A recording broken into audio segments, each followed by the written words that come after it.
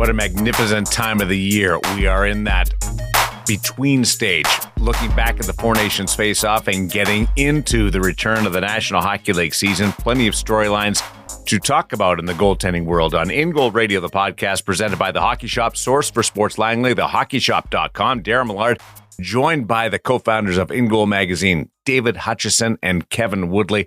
Let's start with the Four Nations face-off.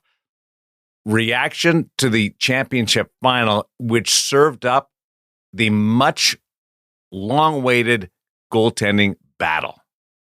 Was that any fun or what? Like just both guys. And beyond the goaltending, like I know we're a goalie podcast, but just the whole thing, like gold stars for everyone. It shows you how long and how starved we've been for best on best competition. The intensity of a midseason tournament that, I got to be honest with you, when people were asking me for goaltenders and who should play for who, part of my response, at least early this season, before talking to players about how intense they thought it would be, was depends what kind of game it's going to be. Is this going to be, like back and forth, wide open, rush chances traded? Or is this going to be like the Olympics where the best players in the world absolutely grind defensively, and finding a goalie to fit that? My answer would have been different.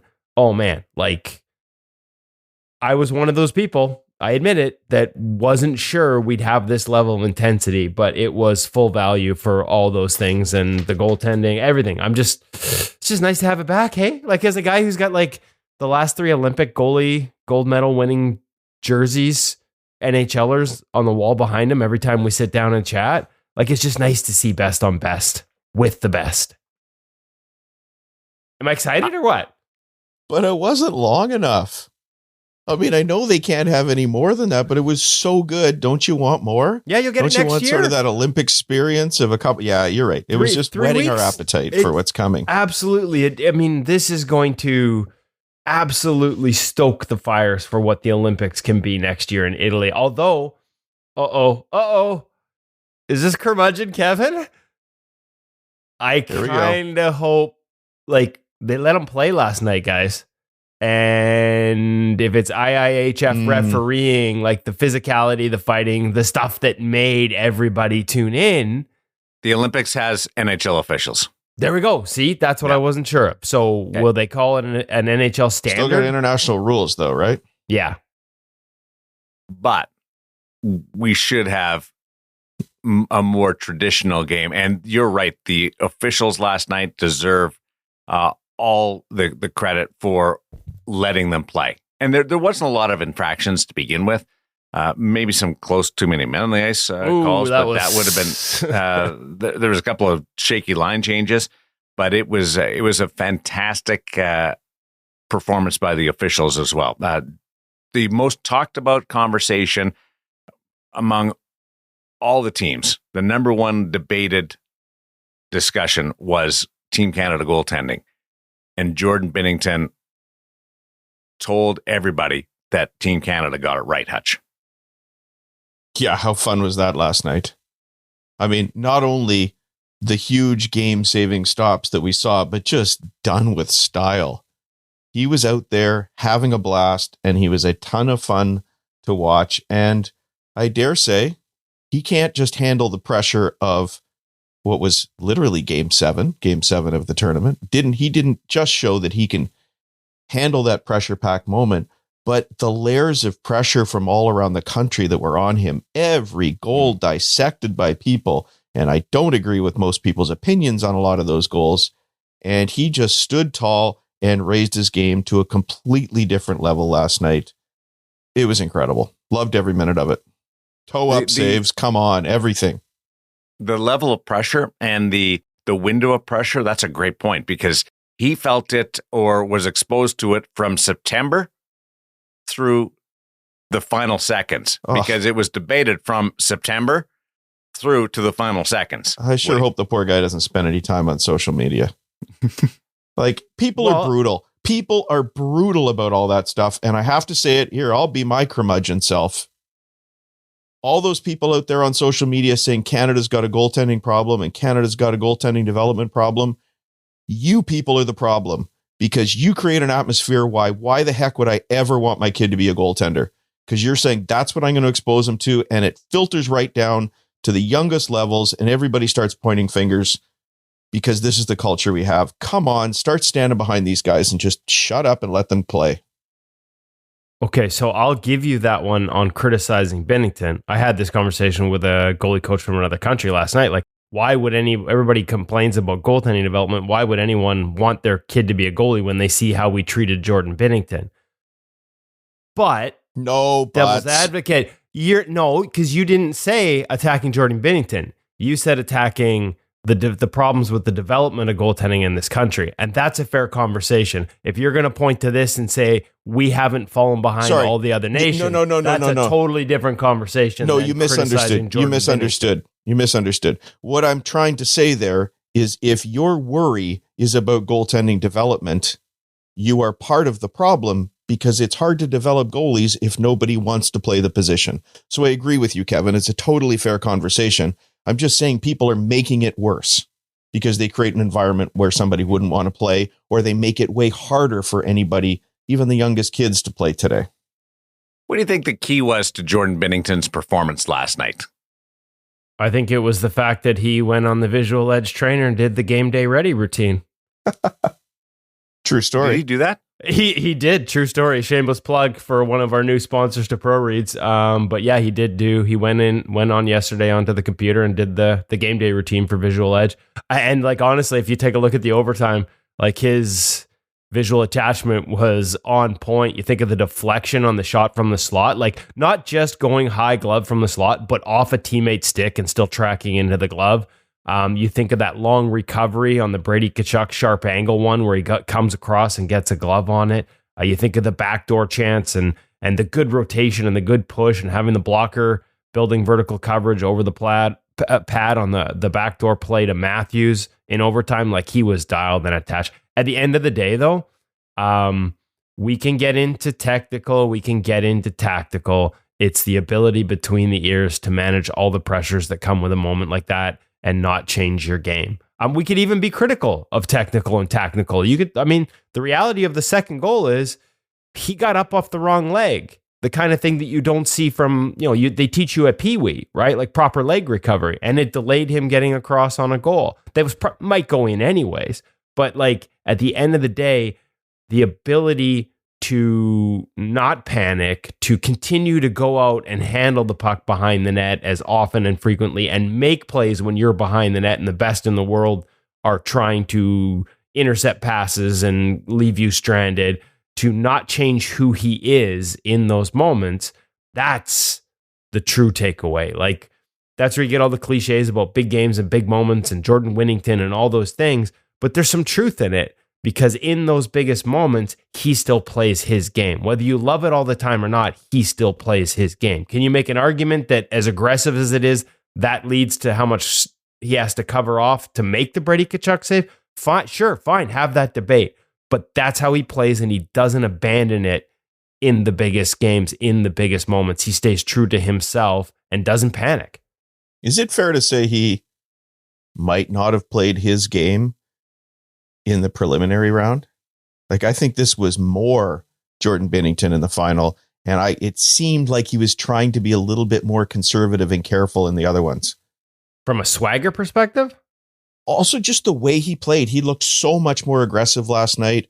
Not just the depth that he was taking, but just attacking into plays that he looked more like a goalie school goalie in those first couple of games and more like Jordan Binnington in last night's game, to me. Well, he was certainly busier in the final, which maybe gets busier. You into the groove a little bit. Yeah, but just chasing things and attacking things and just playing with abandon in a way that I don't think he did before.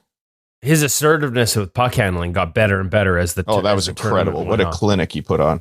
And you saw too, when the Americans scored their first goal on the low high play off of a dump in that was up on the glass originally, but settled behind the net by the time it got around. You could see his there was sort of a body language, like a crap moment in his body language. And I think it wasn't about the puck going in. It was that if I'd gone out and stopped that, they don't get that puck off the forecheck. And as much as you can point to that one as it's one of the few, like how much more effective is that American forecheck if it isn't for Jordan Binnington going back there and stopping pucks? And a great lesson for goalies everywhere. It's not about, he makes plays with the best of them. So don't get me wrong there. Like he moves the puck smartly, efficiently, and he can pass it too. But so often the key is just getting back there. And that's about his skating and his mobility. He gets back to more pucks to stop rims than I think anyone in the tournament. And Lankinen's also really aggressive with that. We can get to him signing with the Canucks in a minute. But I think that was a difference maker in this tournament. And it doesn't always, that's a good lesson. It doesn't always have to be about the pass or the play you make. It's about getting back there and stopping it and setting it up for your defenseman so they're not getting like plastered into the glass by a Brady Tkachuk. And once you get back there early, the earlier you get there and stop it, the more time you buy yourself to have a head up and make plays and make reads, and you'll get better. The key is first and foremost to be able to get back there. How often do you see a goaltender, especially a young one, they almost time going behind the net to arrive at the same time as the puck? You can see them just letting off the gas because they think they need to get there. Get early and get your eyes up ice and evaluate what's going on. Give yourself time. What does Connor Hellebuyck take from this tournament? I hope he takes a whole bunch of less crap from people around. We talk about Binnington, but a lot of the narrative around Connor Hellebuyck has been about playoffs versus regular season. And as much as they lost the gold medal game, it's not his fault that the Americans left the best player in the world all alone in the slot with time and space. Sam Bennett made a hell of a play on the short side one off the rush. The first one off McKinnon is, it's funny because I actually saw, I'm not going to name names, but I saw an American commentator go, like shot from distance on the McKinnon goal. And I'm like, are you kidding me? Like, I wanted to pipe in so badly. It's a layered screen. McKinnon goes against the grain and hits the top corner of the net. That play goes in more often than a breakaway in the National Hockey League. So it goes to show you the level you have to go to attack Connor to have success. So to me, even though he didn't win the gold medal, this should end any conversation about Hellebuyck, not being able to rise to the occasion or that his playoffs are a result of some type of mental block. Honestly, it should, he played but it great won't. In this tournament. It should, but it won't. You know what people are like. Just like we're gonna have the same conversations about Jordan Binnington in the Olympics next year, especially if he has another down season statistically in St. Louis. So you're right. The conversation and the narratives won't change, but I've always argued that the difference between Hellebuyck in the regular season and the playoffs is his team's inability. Actually, it's their ability in the regular season to defend the areas that are relative. Key is relative weaknesses in his game. There are no real weaknesses, but when you're so good at everything else, there are a couple things that can be attacked. And they defend it very well in the regular season. And then in the playoffs, teams target it and they don't react well defensively. I mean, some of the key metrics last season that they were top 3 in, they were dead last in amongst the 16 teams in the playoffs. So, and Colorado went to school on it. And I think the Canadians tried to take a page out of that book in terms of how they attacked him. So again, to me, this is not a Connor Hellebuyck not rising to any moment in any way, shape, or form. If anything else, I hope it goes the other way and people recognize that, whatever does and doesn't happen in the playoffs, as Hellebuyck himself said after the playoffs last year, I felt good about my game. I think he should have. So people in Winnipeg are encouraged today, Hutch, because of what they saw out of Connor Hellebuyck going into this tournament. You wanted a performance. You wanted a certain level of play. They got it.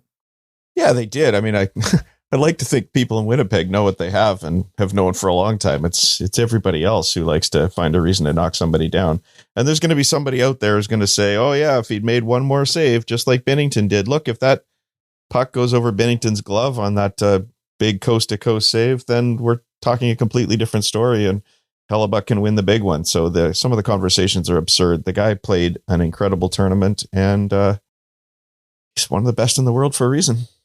That's what I mean. The result doesn't necessarily matter when you evaluate Connor Hellebuyck's performance in this tournament. It shouldn't, but unfortunately, too many people out there just say it's about wins and losses. That's all that matters. And Hellebuyck did his part. A year from now, Milan Cortina are the two goaltenders that faced off in the Four Nations face-off opposite each other or standing in their respective creases to start the Olympic Winter Games? That's a good question. It's about wins and losses. Is what a lot of people say. So Jordan Binnington sure gave himself a leg up for getting there. I'd be shocked if it's anybody but Hellebuck, but things can change. And Jordan Binnington sure gave himself a big leg up in that conversation. I think maybe the goalies around, like Jordan Binnington's in the mix. He'll be at the Olympics based on this performance. The goalies around him might change. There are some goalies who are having incredible seasons that because of the timing of when you had to pick your team aren't on the team. And maybe if they continue to have those types of seasons next year and build a bigger resume for results, they get that opportunity. But to me, what Binnington showed, and we talked about this, and it was the one thing when people kept questioning the decision to go to him, as much as I was one of the many who forgot about how game-changing his puck handling can be going into the tournament, the reality is, on the previous 5 seasons, no Canadian goaltender had better adjusted results relative to environment than Jordan Binnington. He was top 10 in the National Hockey League in those 5 seasons, and he was fully deserving of the opportunity. Wasn't ignoring that this year was a down year and has been a down year statistically. He has been the best Canadian goalie overall for the previous 5 years. He's got a history of being big game goaltender from his run to the Stanley Cup playoffs. And when you add that into some of the style elements, we talked about the puck handling, it's hard to argue with the decision to bring him, even if he was well down the list statistically by the time the tournament started. And I think you saw as that paid off, it's all the reasons he's going to be back and part of the mix next time. The only thing that was sad to me about the tournament was how short it was, because we had all these discussions right down to who's the third guy for each country. And despite Darren having an over-under that I think you were correct on last week, Darren, we really saw so few guys get to play. And so many guys have been part of the conversation only got to watch this. And that, to me, that's sad. It'd be great to see more guys in there. You know, in a long Olympic run, you very traditionally have, you know, the 2 guys split the first couple games and then they make a decision for a lot of countries, Canada for sure. I wish we'd been able to see that, but we definitely 3 of the 4 teams used multiple goalies. No, you were right on it. I just wish we'd been able to see a little bit more. Well, hey, listen, I hear you. I agree with you. And I think there's a lot of owners and GMs that are like, yes.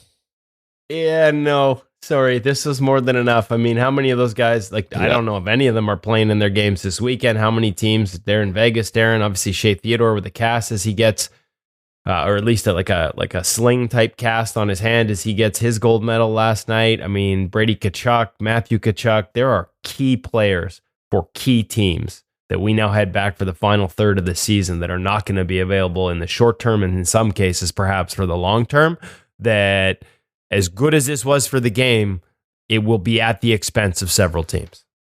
Jordan Binnington celebrates a gold medal at the Four Nations Face-Off, and Kevin Lankinen enjoys the spoils of a new contract. Can you give us the terms here? 5 years times $4.5 million was the extension that was announced literally 15 minutes before we went on air. So that threw my morning for a bit of an upheaval. But congratulations. There's a guy that bet on himself. Kevin Lankinen was making $2 million last year in Nashville, was full value for it. One of the best goalies in a small sample. Like, his adjusted numbers continued to be off the charts, which is why when it came to July and free agency, he was one of the guys I touted teams should be looking at. You know, to me, he should have been on the short list with Stolarz and Brossoit in terms of guys that were ready to make a next step, much like Charlie Lindgren when Washington signed him. And for whatever reason, probably the $2 million ask and the fact that backups were getting in the 1 to 1.5 range outside of those first 2 I mentioned, he goes into almost training camp without a contract. Sees an opportunity here where he thinks he can play with Demko not ready to return at the start of the season, takes full advantage of it, and now he gets paid. Now, there are a lot of GMs, including in Vancouver, they said we got him because he overplayed his hand in free agency financially. Well, that overplay, which was around $2 million a year ask on term, maybe 2.5 if you wanted multiple years, would be a bargain right now. So to me, those are the bets you need to make. Like, to just as an aside, you need to make those bets on goalies when they have that type of underlying profile so that you get the bargain. Good for Kevin Lankinen. He bet on himself, took way below what he was expecting for this season, and now he's going to be in Vancouver for another 5, making, really solid, like sort of number, almost as much as Joey Decord's getting to be the number 1 in Seattle. So this may be a bit of a resetting of the market, but it couldn't happen to a better guy. You won't find a nicer person in the league than Kevin Lankinen. He brings a smile at all times, an appreciation for where he is and what he has, and a real positive energy to the room here in Vancouver and to everyone around him. So really happy to see him get this opportunity in this deal. The follow-up is, what does this mean for the future of the Vancouver goaltending situation? Well, I mean, in the short term, Demko has 1 more year at $5 million. And the reality is there's a lot of questions about his health, right? Like, he's out again now.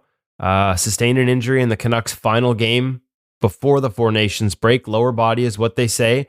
Will not even be reevaluated until they get back from a 5-game trip. So that's March 1st. So that's 3 weeks at that point. My understanding is it's soft tissue and it isn't overly serious. And I think if we're being fair, as much as everyone's going to look at he's had back spasms, he's now had this lower body injury. That is 4 different injuries, 2 to a knee, in less than a calendar year, and everybody's going to say that's a lot of injuries. I can't help but look at them and say they're all related. I know the first knee injury played a role in the second knee injury and coming back quickly from it. And so then you miss 7 months, you miss all of your summer training, you miss all of your summer work with your goalie coach, you miss your preseason, your training camp, and the first 2 months of the season, and you basically try and run and jump on a moving train, and that's a lot of stress on the body. The results weren't there early. He found his game in the last 5, looked like the Vezina Trophy finalist that he was last season in the 5 games leading up to the injury. Now it's just a matter of how long he's going to be out. I feel for him. I think that it's going to take an entire offseason probably to reset physically and be able to start from scratch next year. And I think people need to understand, like, because the ceiling is so high on this guy, all it's going to take is 1 healthy year. Even if it's at 45 games or 41 games in a job share with Kevin Lankinen, kind of like Boston used to do with Ullmark and Swayman. And Thatcher Demko's right back to being an $8.25 million goaltender. Now he's an unrestricted free agent. Is anybody signing him to an extension given the recent injury history? Probably not. It's going to be on him to have a good summer and come back next year and prove it, but then he'll be right back in that stratosphere. Whether Vancouver's willing to entertain that after committing this much to, I guess, with Demko healthy, you'd say 1B. I don't have that answer. I do have a lot of people telling me that they think that market in the backups, as the cap goes up, is going to be the one that maybe grows the most. Like, you're not going to be able to lock in guys like a lot of teams did last year for $1 million, $1.5 million. Too many teams realize the importance of having a guy that can play in that role and play 25 plus games, and you're going to start to see more resources committed to it. If so, this becomes a bargain. If not, and he remains a 1B, this has the potential to become an overpay. But for now, just happy to see him get it, because like I said, couldn't happen to a nicer guy. I'll be watching free agency July 1st, because that will be the time that Vancouver would be able to extend Thatcher Demko with a year out. Does he look at it and go, I'll sign now because I have been through the ringer injury-wise, and extend it at maybe $5 million or maybe the same market? Or does he, which is a gamble on your health, go through without a contract next year or in the final year of his contract and play it out? It'll just be fun to watch from the outside. Yeah, and honestly, I have no idea, what he's thinking, what his representatives are thinking, what their approach is. I honestly, we saw it in these last 5 games. At his best, he is one of the best in the world. Mm-hmm. Like, Demko at peak of powers is a guy who can challenge Connor Hellebuck for starts at the Olympics next season. And so if I'm him, we just talked about how happy we are to sort of see Kevin Lankinen bet on himself. I would be tempted to bet on myself and show what I can do again in a healthy season. Get through a season healthy. I mean, and in fairness, the truth is he hasn't gotten through a season as a number 1 healthy yet in 4 years. So has to show he can do that. But if he does, there's a payday waiting on the other side of it, and it'll be in that range of what the new standard is, for goalies at the level he's capable of getting to. Similar story. Aiden Hill did it this year, trying to get through a season healthy. He's won a career high 20 games, trying to hit that 40 start mark, and he's an unrestricted free agent at the end of the year. Lots to keep an eye on as we move forward, but let's get into our gear segment brought to us by the Hockey Shop, source for sports Langley, thehockeyshop.com. Things happening over there. I just got my email about 10 minutes ago from the Hockey Shop. Well, I'm surprised you hopped on the chat then. I know when you get those emails, Darren, you go down that sort of rabbit hole of checking out new gear over at the Hockey Shop, source for sports. And I would suggest everyone do that right now. It's a great time of the year to go to the hockeyshop.com and browse through the sales. We've got a lot of new gear on its way real soon. You've heard us here talk about the launch of Vaughn VX1. You've heard us talk about the launch of True and their PX5 gear. And every time something new comes in, and we've got launches coming soon for CCM and eFlex 7, we've got the new Vapor line coming out from Bauer, as well as a lot of accessories by the looks of it. And that always means that past models will be marked down. So whether you're waiting for that next new launch, whether you want to check out the recent new launches we just mentioned, or whether you're shopping for the bargains that are always associated with this time of the year and all those new launches, make sure you check them out at thehockeyshop.com or in person at the Hockey Shop, source for sports in Langley for all the best deals on goaltending equipment and experts selling it to you that'll make sure you get the gear that fits your game. Did you just use the word accessories to get me excited? I thought that, I know you've got a busy morning, but mine has been turned upside down by the Lankinen contract announcement right before we come on air. So I thought I would turn yours upside down because I know you're now going to go look at accessories for the next hour and a half. That's exactly where I go every time. I love my accessories, little things that I can add or tweak with my gear. Dealing with the Sportmask line this week. Yeah, and we talked about a number of new lines coming out. What we've tried to do here in the past couple of weeks is it's like an errors and omission column. What are some of the things that we've overlooked as we went through all the new product of the past year? We did the CCM Axis F9 mask last week, and that took us over to the mask section. And I got to say, it's a huge wall of masks. You always see the pad wall behind us when we record, which is a good reminder to watch all these on YouTube.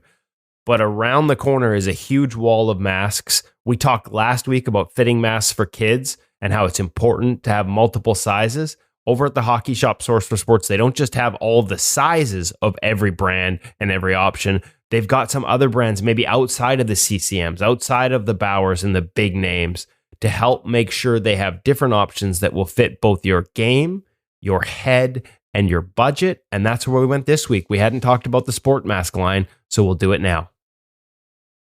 Welcome back to the Hockey Shop, source for sports. It's a sporty day here. Sportmask kind of day. Well done, Cameron. That was pretty witty. That was... You don't have kids, do you?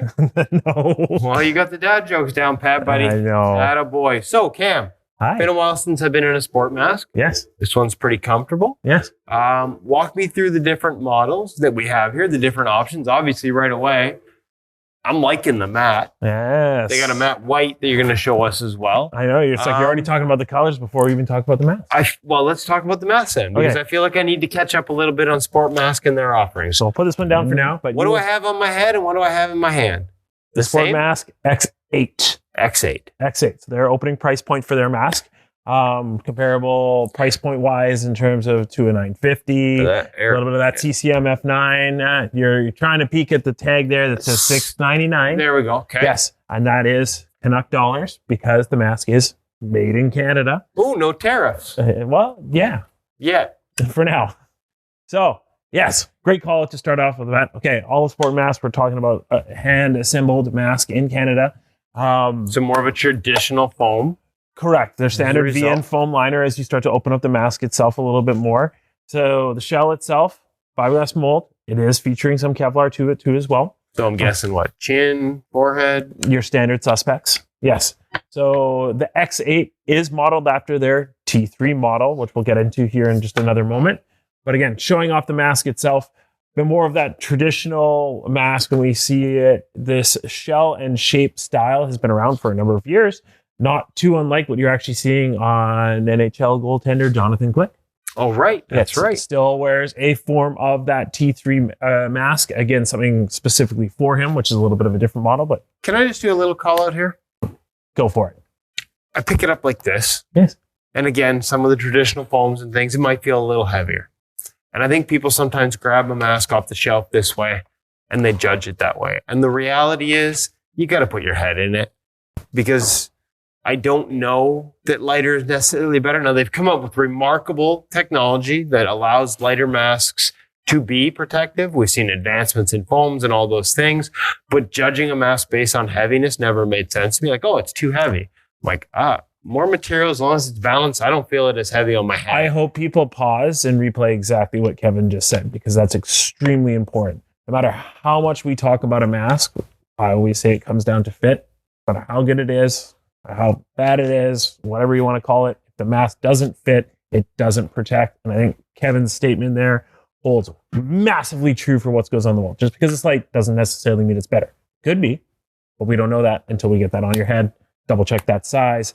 That's why you call us, and that's why you listen to this guy sometimes and me more so, especially when it comes down to fitting.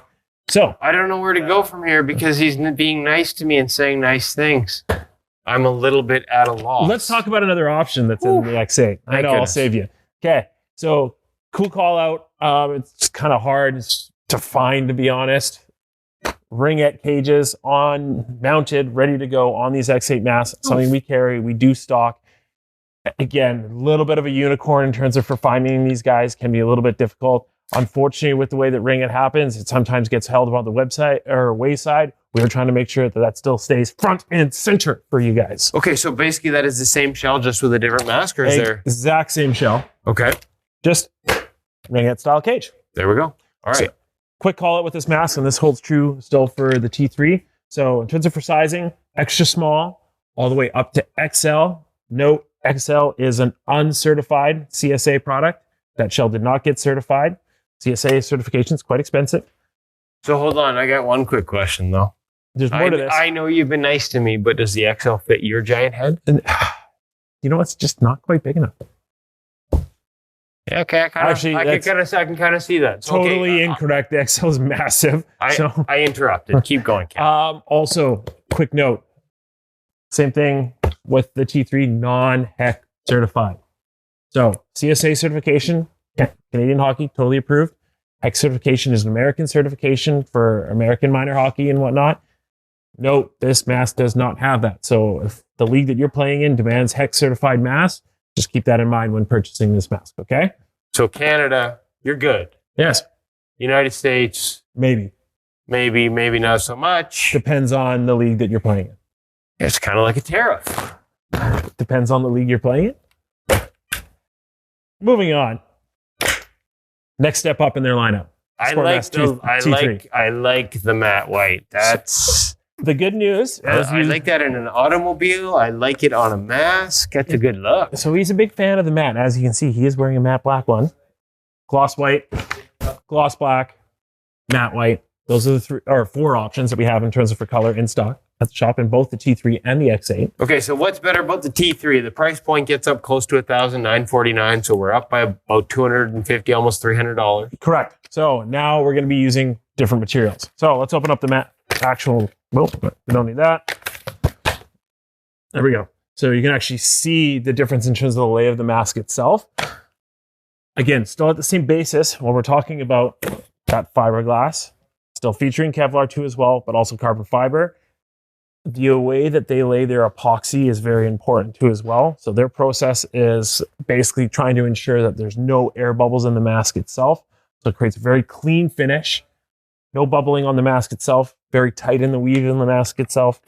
Very strong mask itself. So again, what we're saying here is in terms of that split, okay, why do I need this mask over, say, an X8, for example? That does come down to the level of shots you're playing. We're talking about that top end level for that T3. That X8 kind of more encompasses about that mid-level of that market. I wouldn't necessarily say, hey, this is a junior level mask. I would now step you up to that T3. When you say junior, like major, junior A, stuff like that. Correct. You should be into a T3 as opposed to an X8 at that level. Fit sizing? The same. Same in this one. That's correct. Certification? Same in this one. Correct. Okay. Sportmask. 2 different models. T3. X8. X8.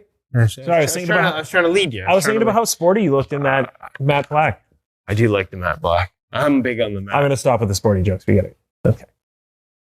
Can you have any questions? You haven't told them where to call if they have questions. It's 604-589-8299 or 1-800-567-7790. Or you can check out the masks at thehockeyshop.com. Do you have an extra large on the shelf? On the shelf? Yeah, I do. Ooh. You can come in and see if Cam's head will fit in an extra large mask. It doesn't. It's important to have those smaller competitors, but still developing technology just to give us some options along the way. We love our CCM, we love our Bauer, we really do. But the influence of some of these smaller companies is important. And a little more traditional builds, right? As we get into new foams, and listen, like, I love the 3D printed mask liner, and I'm feeling really safe in it, and I've taken some bombs and not had any ring. Like, I'm a fan of development. We like innovation, but there's value in traditional masks, traditional builds, and traditional foams, and that's what you get in Sportmask. A lot of sort of expertise from over the years of crafting those builds. And if you look at the National Hockey League level, there are a lot of guys that are in a more traditional mask build. So important not to ignore those things. I talked about it in the video. Sometimes the traditional builds, if you pick it up by the cage and hold it out in front of you, it's going to feel a little heavier. Put it on your head, the way it's designed to fit and sit, and feel the balance. You won't notice the weight. I do think that rack check, that sort of retail check where everybody just grabs it and picks it up and holds it in a way they would never actually use it, does a little disservice to some of the traditional companies. And so again, with the smaller ones like Sportmask, I would highly recommend making sure you put it on. Again, there's different fit options. Maybe if the other ones don't have one that fits your head, give some of these alternatives a try to see if you can get that better seal and you're at better fit. And no better place to do it than at the hockey shop, where their experts will make sure it's sealed in the right spots. Quick question. And Hutchie, you would be the best for this eye line. Where do you want your eyes to be looking out through that cage, through that hole, in relation to the top? Jeez, I don't think I am the guy to answer that. I don't, Mine are because always close, so I'm not. I hope through some holes, not through some bars. No, because I've actually had some people really get into it and say, no, because your kid's looking through it this way, he can't possibly track the puck. And I'm like, and then you got the old photos of Marty Brodeur where the mask almost covered his eyes. It was down so low. Yeah. So I don't know. I still think a lot of those things I've seen guys looking through the middle of the bar, like, or the hole. Yeah. Basically. And then you're right. Brodeur was like, his eyebrows were covered. The only thing for me about that stuff help you stay down. Yeah. The only thing about those things to me are you seeing these odd fits because of a fit issue? So it kind of raises the question in a lot of cases for me, does it fit properly? I remember there used to be this line of Bauers you'd see on guys, and like it would cover their mouth completely and the cage would just sort of start at the top of the nose. And then you also see other kids, might know one pretty well, that wear it in such a way that the cage is basically touching their nose. Like you see these odd views and you have to raise the question, is this fitting properly? Is it fitting safely? But I still don't know that there's a perfect way to do it, Woody. Well, I don't know about perfect, but I will say this. There is obviously a set of bars and a window built into these things that your eyes are supposed to look through. If you are looking a level lower, like say at the lower section, like with the bar that's supposed to be under your eye, now above your eye, and the whole mask sitting up, that might be a fit problem, to your point. Like if you're looking through the wrong windows, the mask probably doesn't fit properly. And we go back to the Corey Crawford example. He would have his teeth chipped on an annual basis multiple times and have to go to the dentist by shots off the chin because the mask was sitting up so high and he wasn't looking through that right window. Still stopped a lot of pucks that way. Didn't affect his performance, because he was able to look through that second layer, but it's not where you're supposed to be. And that means you've got a fit issue that will affect you in other ways. Although most of those fit things, let's be honest, are around like the average head. They're designed for an average head. And there are going to be people who have a head that's just a little bit taller. So when you put the mask on, those bars are going to sit slightly different. You can't adjust them so that they're perfectly aligned for where your eyes fit relative to the top of your head or whatever. So there are going to be some extremes where it doesn't look right, but it's still fitting properly. So I still think we got a grain of salt on all of it.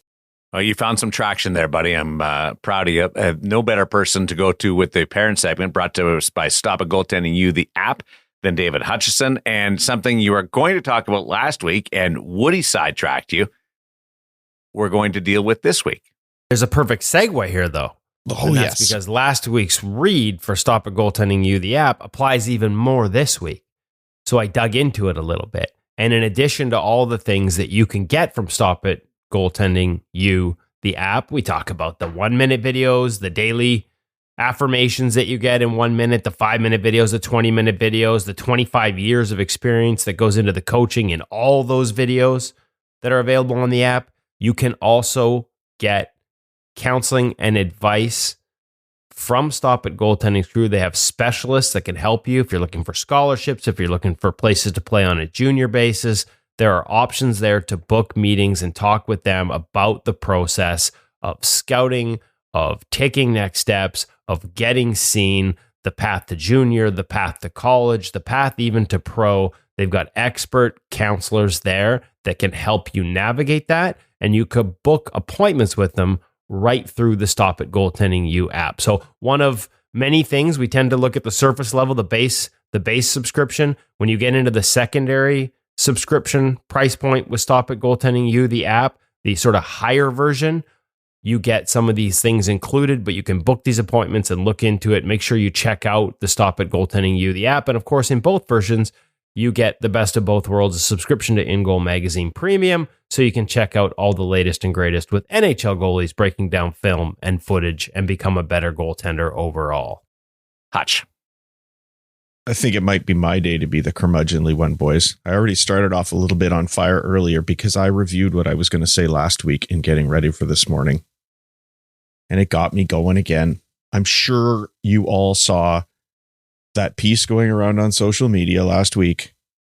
There was a program for kids as young as 6 that the number one thing on their list of what you get out of our program is exposure to scouts. Now, look, to be fair, it might have just been a misstep in how it was promoted. I like to think that the people behind this and every program has the kids' best interests at heart. Maybe they were using a template they had for older ages. Heck, maybe they got ChatGPT to write this thing for them. I don't know. But I couldn't believe that I saw something talking about exposure to scouts at age 6, 7, and 8. I was happy how many people were peed off about what they'd seen.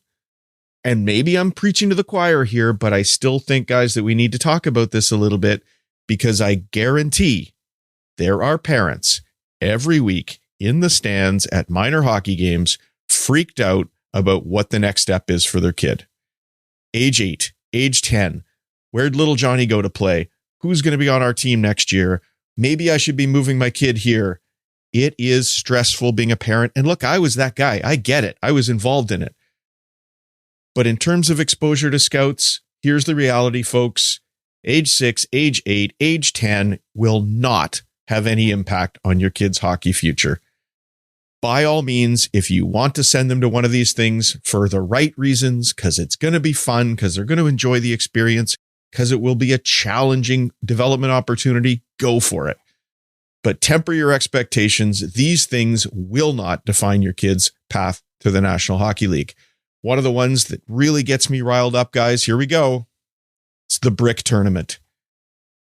We see highlights on National Hockey League games where people praise the wonderful brick tournament because whatever player in the National Hockey League was in it. Good for them.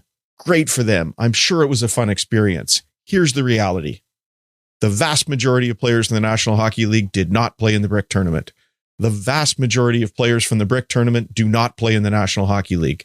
It will not have an effect on your kid's future as a player. I was speaking, guys, to the head of a major hockey school, not a goalie school. And I told him when my kid was young that I was a little worried about this Great Brick tournament. And he looked at me and he said, Hutch, do you know how many guys working for me for minimum wage played in the Brick tournament? And the answer was a lot. Look, the players at a young age that turn into Connor McDavid and Connor Bedard. I saw Bedard at a tryout when he was a young kid and it was electric, but he didn't make it because there was a scout in the building that day at age 8 or 10. They're going to get noticed anyway. Couple personal stories. It was a year before my kid's draft year. His goalie partner, it was his draft year. So he's a year older than my son. And there was a scout from a Western League team talking to me because I was the goalie coach and he wanted to know about my son's partner, Joey, plays for Swift Current now. And he said to me straight up, just so you know, I'm not even watching your kid. And I'm like, oh, okay. Why is that? Because it's not his draft year. I'll be watching him next year. So do you think he was watching him at age 8? No. And I had the very same experience, guys, with an NHL scout at a game. Yes, they're aware of the kids in the league. Yes, he knew what year was my kid's draft year, but he was also very clear. I'm not watching him. I'll watch him in his draft year. That's when it really matters. So guys, building a hockey career is not about getting discovered at a young age. It's not Pamela Anderson at a BC Lions game who suddenly gets her life turned around overnight because she's discovered. You're not going to discover a 10-year-old kid who suddenly is going to play in the National Hockey League because some scout sees something in him. What we need to be focusing on is building confidence in our kids, letting them have fun, let them grow as players, let them grow as people. If they're good enough when it matters, they'll find them. Yes, you should play at the highest level that you can, that's right for your family for all kinds of different reasons, but they'll be found. And if they're not ready, then that's okay too, because there's a lot of different paths. Not every kid is ready at the same time. The first goalie taken in the National Hockey League draft this year from the Western Hockey League, most people seem to think it will be Josh Ravensbergen of the Prince George Cougars. He was not drafted into the Western Hockey League. He had to fight his way past a kid who'd already played for Canada at the U17 level to even make that team. It's working out pretty well for him right now. And I guarantee, guys, there's going to be a few goaltenders playing right now in the CHL, the NAL, the USHL, wherever, who will not be drafted this year, and they will go on to having great pro careers. And none of them were scouted at age 8. So relax, have fun, and enjoy the ride. Lady Smith's Pamela Anderson. Yes, indeed. Just down the road. I believe the kids call that a good pull. I met her. Same one as a good, good reference, a good pull. Yeah, I met her. I just noticed that Woody was writing some stuff down, and he looked up. Like, did I hear got that his right? attention. I mean, listen, I lived through that, right? Like I was a kid in that era going to BC Lions games with my parents when she was discovered as the Labatt's Blue girl on at a game for the BC Lions. So CFL, a lot of our American listeners are like, what the hell's a BC Lion? What's a CFL? But they all know who Pamela Anderson is. So that reference definitely that resonated with me. That's my era. Glad I finally got your attention, Woody. Now I know how to do it. So when do you worry about scouts? You don't. Oh, hold on. You do. There has to be a time. Tuesday night at 10:30 in Beer League. I know a whole bunch of guys that worry about the scouts then. That's when you worry about it. No, but like, what are you going to do to make this happen? I understand. I'm sure there are some showcases out there that for a kid who wants to play some junior hockey somewhere, that's a way to find some teams that don't have the budget to travel to see all these kids play and so on. But if your goal is the CHL or the USHL or a professional career, the scouts are there. They're out there. They're finding you. You don't have to worry about it. You have to worry about playing the best hockey you can. It's like, do you worry about winning the game today? No, you worry about the next shot. Do you worry about the guy at the other end? No, you don't worry about the guy at the other end. You worry about your game. And so I don't think you worry about all these scouting situations at all. I do understand to a degree the worry about where should my kid play next year and how do I get them the best development opportunity and so on. And we can talk about that another time, but I don't think you chase the scouts. Okay, so this is a little bit of a mea culpa too, because this goes back to us talking about development of Canadian goaltending. And I've been critical of the lack of a national cohesive program relative to other countries here in Canada. But at the end of the day, much like chasing the scouts, the way the parents approach minor hockey is a big part of the problem in this country in terms of some of the things we've talked about with USA Hockey, like, no backup goalies at certain ages, both kids play every game, some of those things. I was talking with somebody who's done some writing for us, and his kids' team actually gave the parents the vote of whether starter backup, so a kid is sitting every game, or whether they split games. And the parents voted to go NHL style, starter backup. I think his kid's U9, U10, maybe U11. And so much like this conversation about chasing the scouts, it's the mindset, and that has to shift from parents in terms of how we do things and looking at the bigger picture rather than trying to make everything professional, including worrying about who's watching your kid at a stupid young age. And look, my point of all of this, Woody, is not to scold a parent because they're chasing a scout. It's not to say you're doing something wrong here. Parents, it's really for me to just help you give yourself permission to just relax and enjoy the ride. But I wanted to scold somebody. No, you scold away. I'm just making sure it's not the parents. Because honestly, this all began with me being upset about something I saw for a hockey program trying to rile up the programs. That's where it happens. We've privatized the game to such an extent, you know, and everybody's chasing a buck, and it's fair to try and make money in this world. It's okay. But preying off people's fears that's frustrating. That's a lot of minor hockey and summer leagues and summer camps and summer schools. Sure is. Not goalie schools, though. No, although I do have a funny scout story from a goalie school. I was on the ice at a goalie camp. I don't know, there's 15 kids on the ice or whatever at the time. And all of a sudden this chatter starts going around the ice. And look, there's a ton of kids who've been drafted in the National Hockey League at this camp. And the chatter starts around on the ice, and everybody's looking up and pointing up. I come over to a kid, what's everybody getting all excited about? There's a scout here. Really? Really? Yes, there was a guy in a suit. It was the father of one of the other goalies. He was wearing a suit, so they all decided he was a scout. Not many scouts wear suits, by the way. You can recognize them too. Well, here's an interesting, great tie-in because we got Matt Zaba coming up on the NHL Sense Arena feature interview.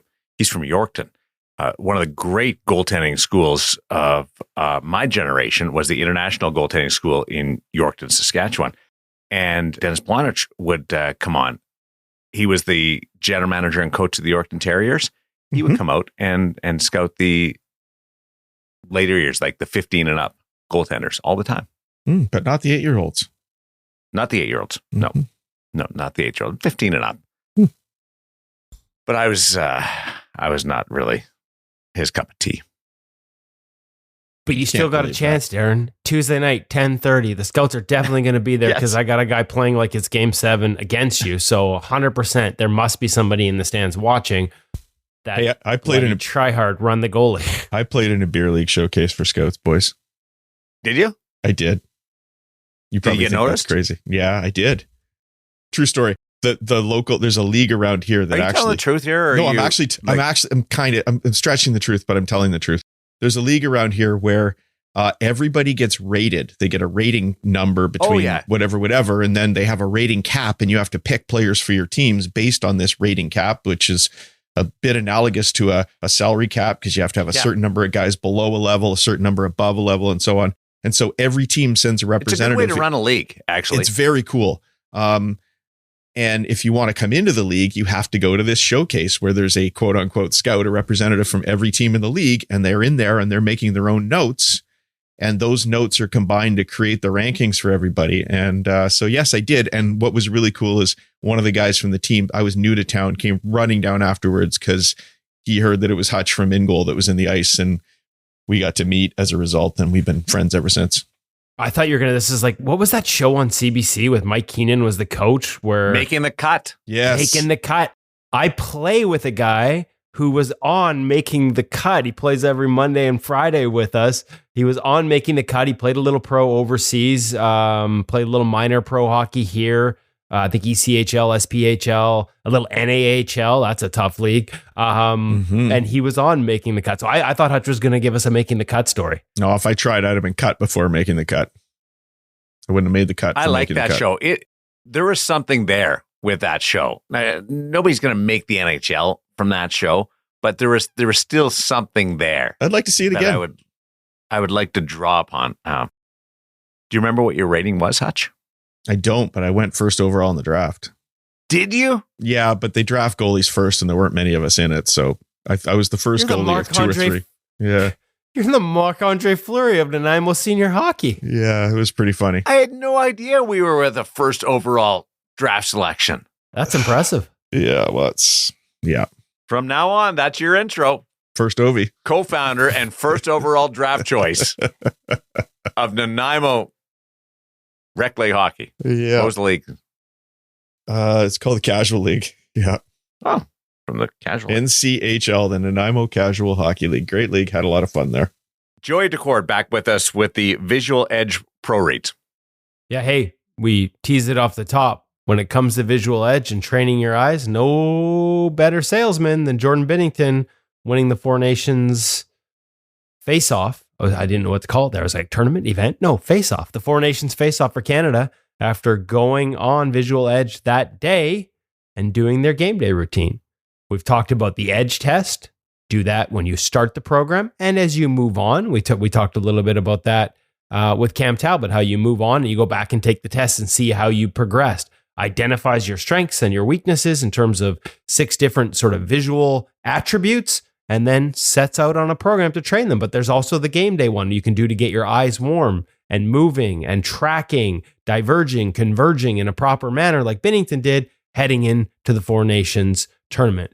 We've got a new monthly price plan at Visual Edge, or I should say they have a new monthly price plan. Used to be you had to commit to multiple months. Now you can go month by month. It's a better option. Make sure you check that out at Visual Edge. And of course, there's discounts. InGoal Mag, if you're not a member of Premium, and if you are a member of Premium, log into our Pro Reads to get the bigger discount using the code, which I can't say here because it's exclusive to our Premium members, but you get a bigger discount with Visual Edge. And the best way to go find that is to log into Pro Reads, including this week's with Joey Decord. Joey Decord is facing the Detroit Red Wings. A little bit of behind the net play, a little low high, a little advice on when to use the stick to try and cut off passes, when to be careful of using that stick because it can take you out of your coverage in the net, how to read and process all those things, how Joey does it with the Seattle Kraken, one of the great sort of thinkers of the game, in my opinion, the way Joey breaks down this video. And he's our guest again this week on Pro Reads, presented by Visual Edge. So make sure you check that out at ingoalmag.com.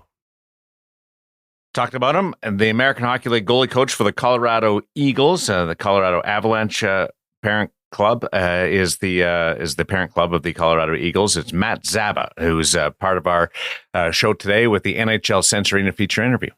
Well, it's interesting. I reached out to Matt because I thought maybe he'd be in town with Abbotsford, with Colorado coming up to play Abbotsford in the American Hockey League here. He wasn't, but it was a great reminder that we badly needed to get him on the show. And so this is a great opportunity to catch up with him. If you don't follow him and the Mountain High Hockey Goalie Club on social media, I would highly suggest it. They have some fun. They've got some good instructional stuff, but also they have some fun. They know how to manage social media and make it entertaining.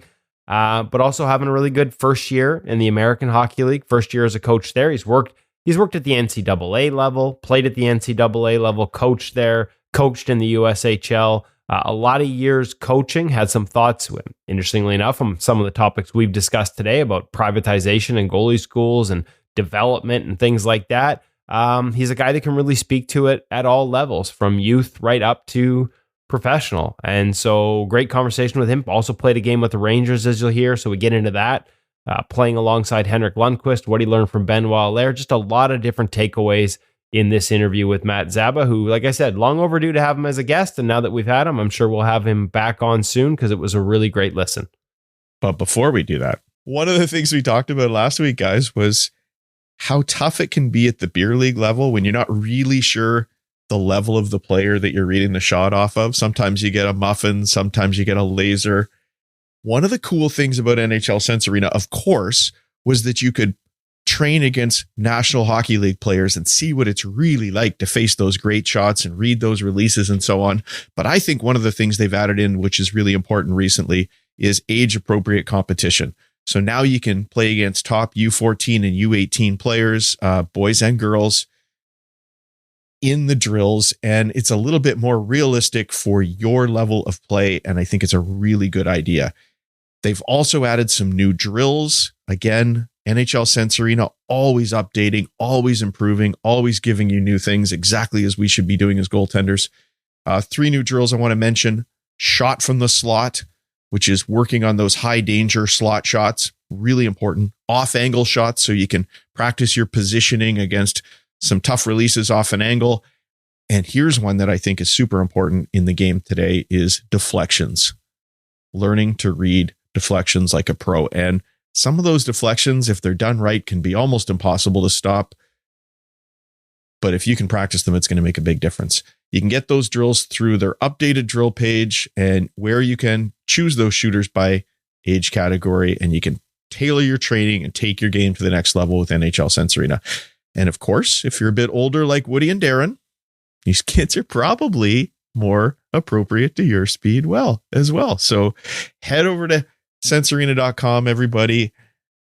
Use the code IGM50 and check out NHL Sense Arena today. There's a shot hidden in there a little bit. Hey, listen, wasn't hidden. He's not wrong. He's not wrong. I was struggling a little bit, so I started throwing on the headset before I went to my games and had some of my best games in recent memory in the last couple of weeks. So, I mean, the 14-year-olds, they help. Fortunately, we're ready for it. Look at that. Woody stepping up. He's prepared.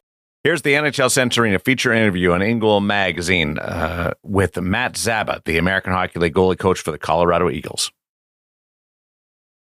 Really excited to welcome to the InGoal Radio podcast. Long overdue. We've talked about doing this in the past, but we finally made it happen. Matt Zaba, currently of the Colorado Eagles in the American Hockey League, the Colorado Avalanche farm team, development club, goalie development coach, coaches at Mountain High Hockey Goalie Club in Colorado, a Yorkton, Saskatchewan boy via Colorado College playing. Played a little New York Rangers. Got to ask you about the guy over my shoulder. Believe Lundqvist was with you in the one NHL game you got into. Matt, thanks for joining us, man. Yeah, appreciate you guys having me. I feel like people probably know you, if not from your career and your coaching, then from your Instagram account, because it might be one of the better ones out there. First year in the American Hockey League, though. How is the adjustment been to coaching it there? I know you were already coaching college level and USHL, but now in the American League.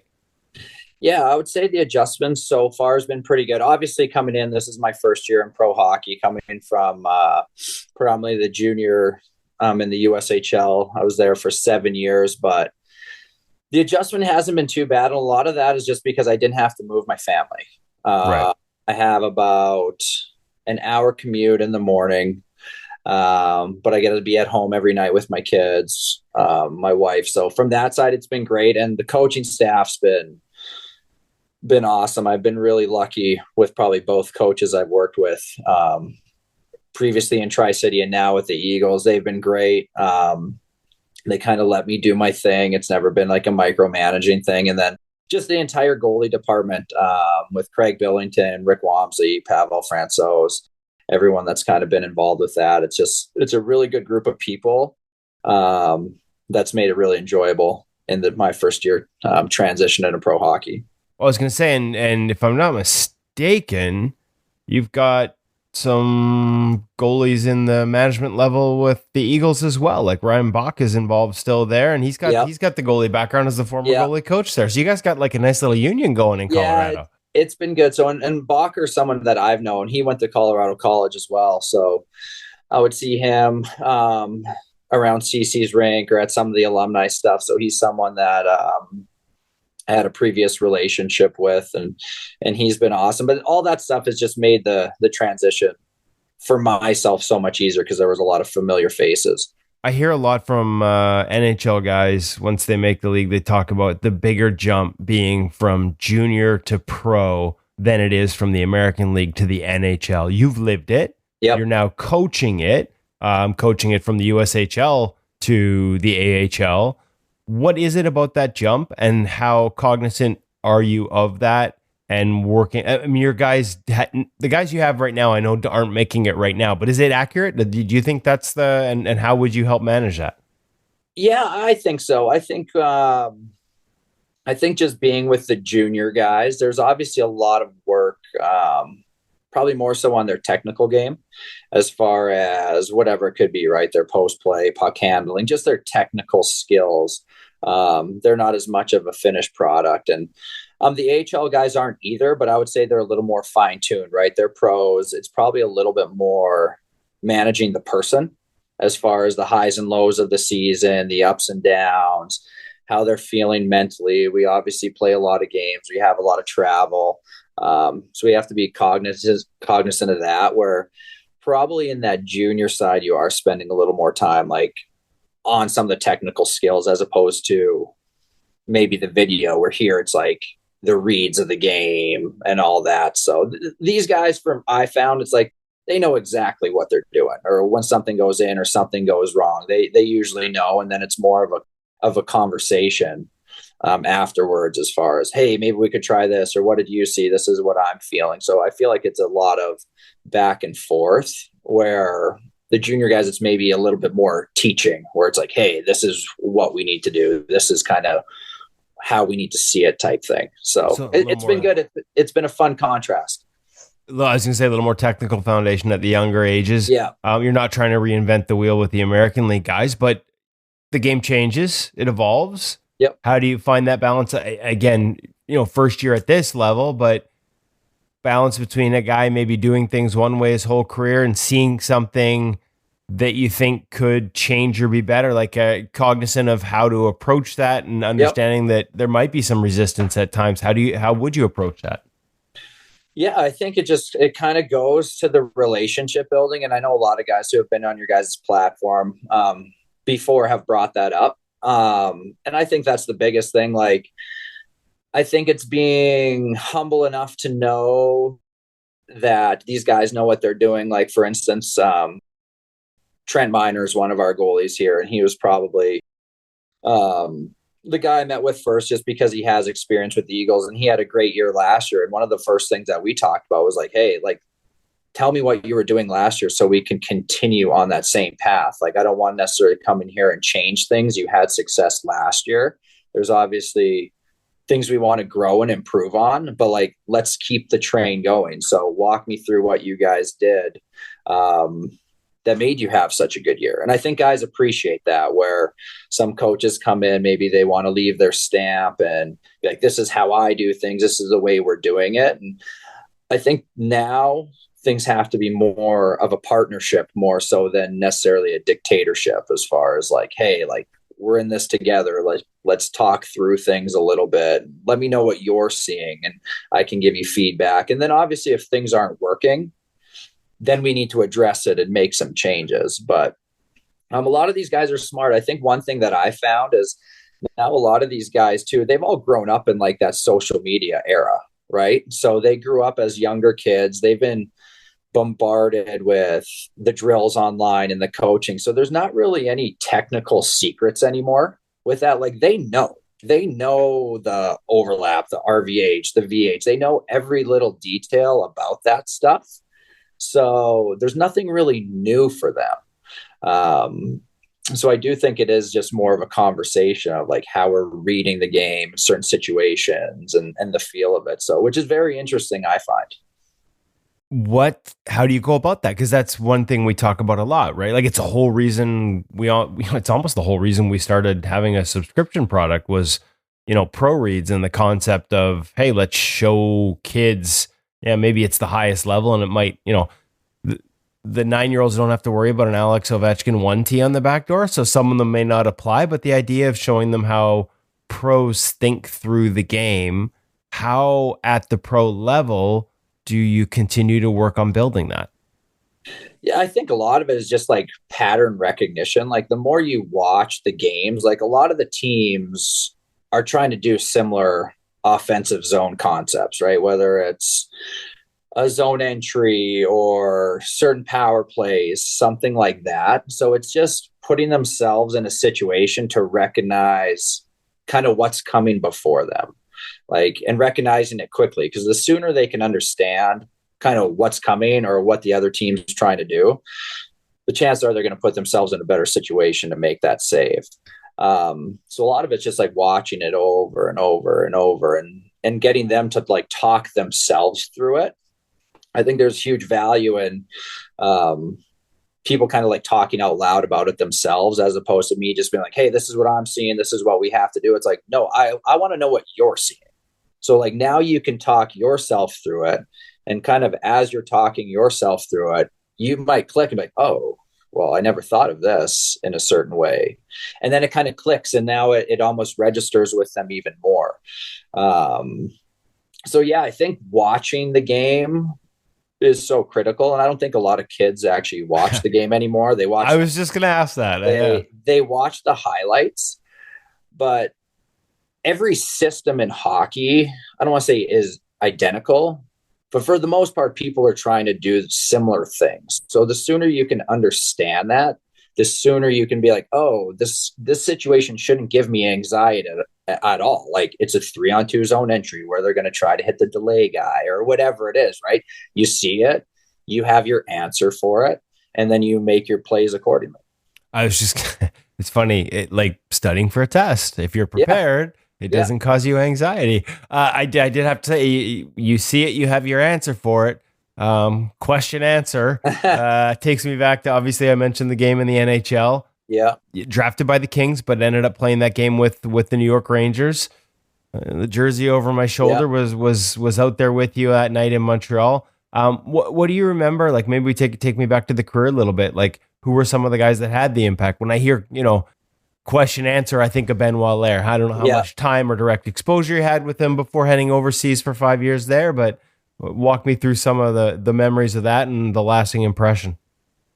Yeah, I mean, I think anyone who's ever kind of been around Benoit for whether it's a short amount of time or a long period of time, like, he just had a way about himself that was always positive, and he just simplified everything. Like, I remember just growing up through it, everyone always said, like, you got to get out farther. You got to get out farther. And I remember Benoit, the first training camp where I was with the Rangers, he kind of brought me in and walked me through like how they play. He's like, hey, this is all east-west now. You're going to play a little bit deeper. I just want you beating passes all over the ice. And that's really all he said. And I remember being like, oh, okay, like, this is different. And I would say the first month of pro, like, I would say I struggled a little bit just because it was different and you're trying to make these changes. And then I remember it clicked and I was like, where has this been? Like, my whole life, everything just felt like you were just way ahead of the play. Like, the puck was just coming to you. You were never like chasing it or scrambling or anything like that. And I was like, oh yeah, this is it. And I would say I was shot out. It should have shot me out of a cannon out of that after, like, my play just got so much better. I probably had a pro career because of that. But yeah, it was just like so simple, so easy. Like, there was no overthinking. He never really brought up anything crazy technical about like, you need to be standing like this or you need to be doing this. It was all just beat the pass, make your read, be patient on the release. That was pretty much it.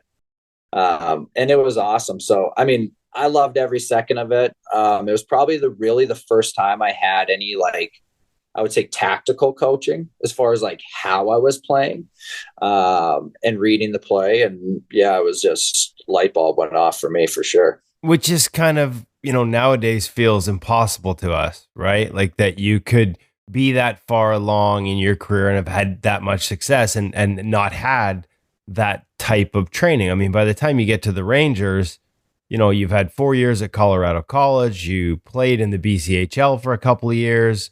First year I think was with the King system in 07-08, if I'm not mistaken, and then into Hartford in 08-09. So just your second year pro before you get exposed to it. And like you said, rocket ship all the way up to the Rangers the next year, but you've been in high level hockey for a long time and never had that. kids these days would be stunned. Yeah, like I think so my goalie coach growing up was Craig Lombard, and Lumby was awesome. And some of my good friends will talk about it all the time because he had numerous guys who went on to play pro or college hockey, like Taylor Nelson's at Augustana University. He signed, I think, with San Jose after. Nolan Schaefer rolled through there. Yep. Scott Monroe rolled through there. There's multiple like major junior guys. And Lumby, he never taught us really. I don't want to say he didn't teach us anything technical like he did, but it was more just the competitiveness, and we just hated getting scored on.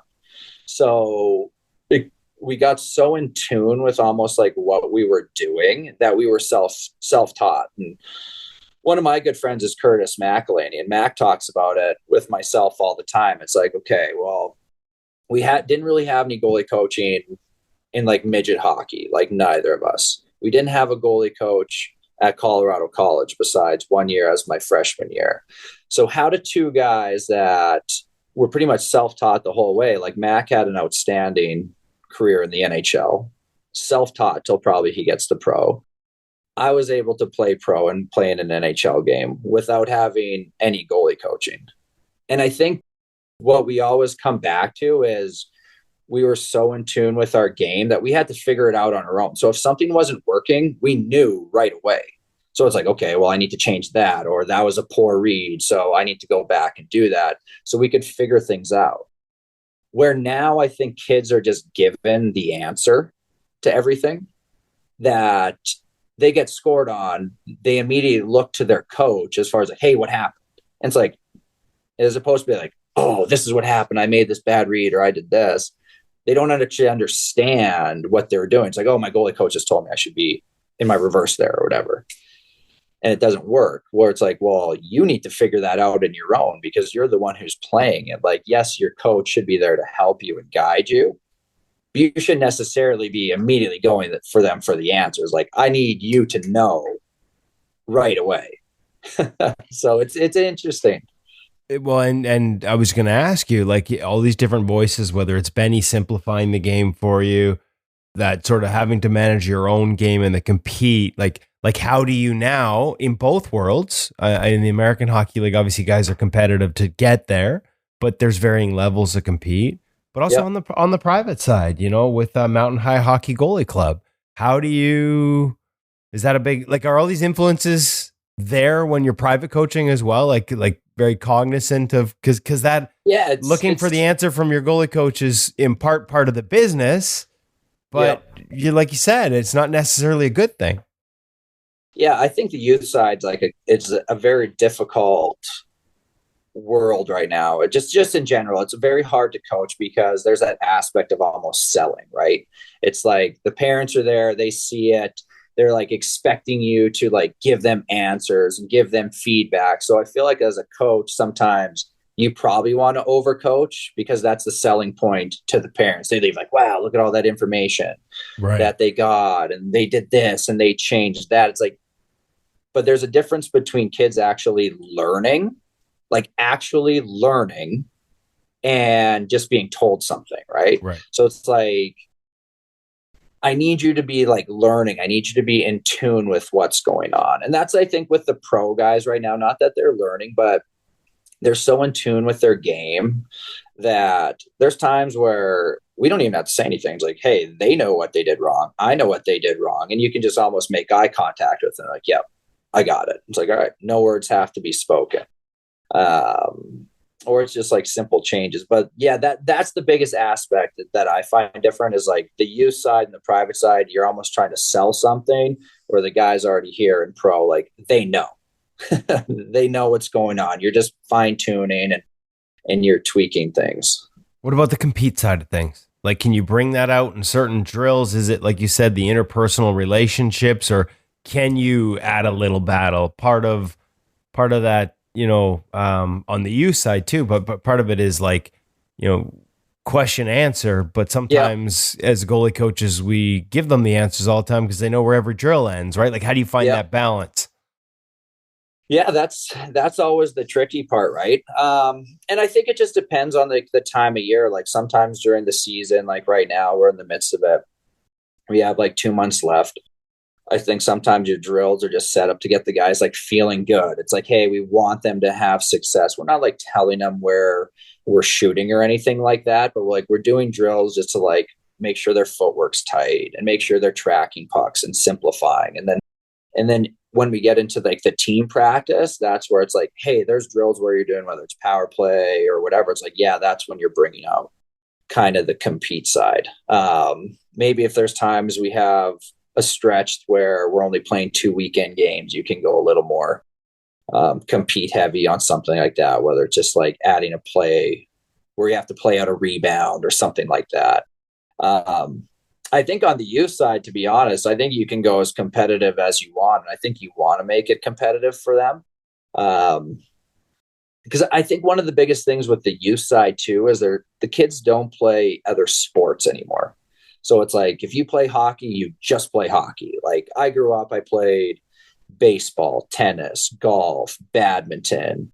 So when I went to see my goalie coach, he didn't have to teach me to be an athlete. I already was. So when I got the goalie drills, it all came together. Where now the kids are just goalies.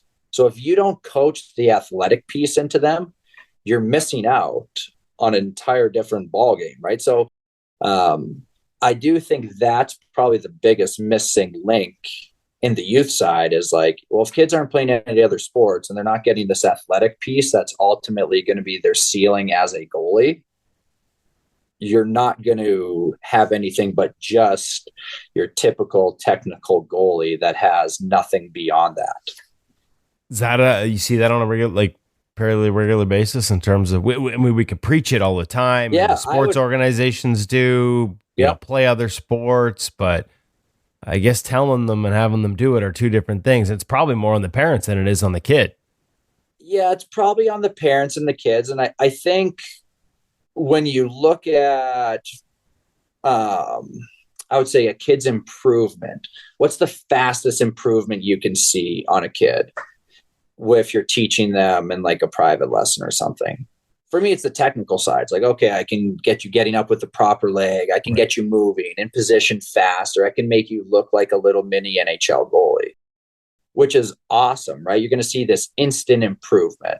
And everyone's like, oh, wow, like their technical game is so good. It's like, okay, great. But if you have nothing beyond a technical game, it's going to be really hard to be successful long-term and keep climbing the ladder. Like you have to have that other element to your game that separates you. Like all the great ones have it now, if you watch. And yeah, the NHL guys, like they all have that ability to break from that structure and be crazy athletic when they need to be. They all have the ability, but also in terms of the pattern recognition, the elite have the ability to know when, right? Like that's the balance. Yep, exactly.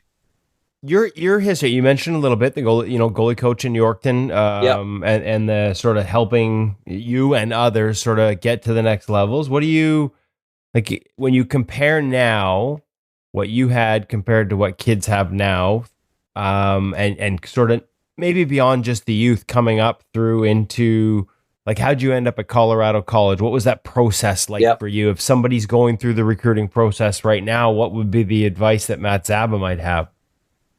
Yeah. So, I mean, I always aged out. I never advanced levels. I would have been more of like a late bloomer. I didn't start playing goal full time till I was 12. So I would have played like my minor hockey in Yorkton my whole life. Then juniors in the BCHL. And I would say my last year in midget AAA, things kind of started coming together where I had a really good year. And there's a little bit of interest, but not like a ton.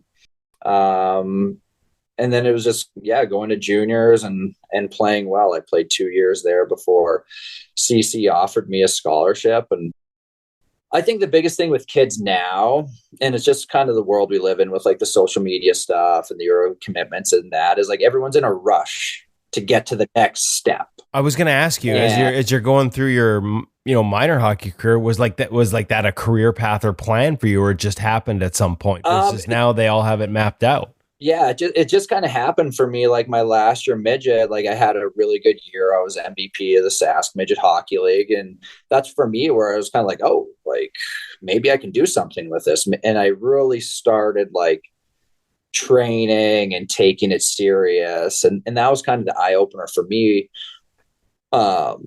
Where now kids, they like want it before they even do it. Like a lot of the kids will ask questions, well, how do I get to juniors or how do I get to college? It's like, well, you need to be dominant at the level you're at.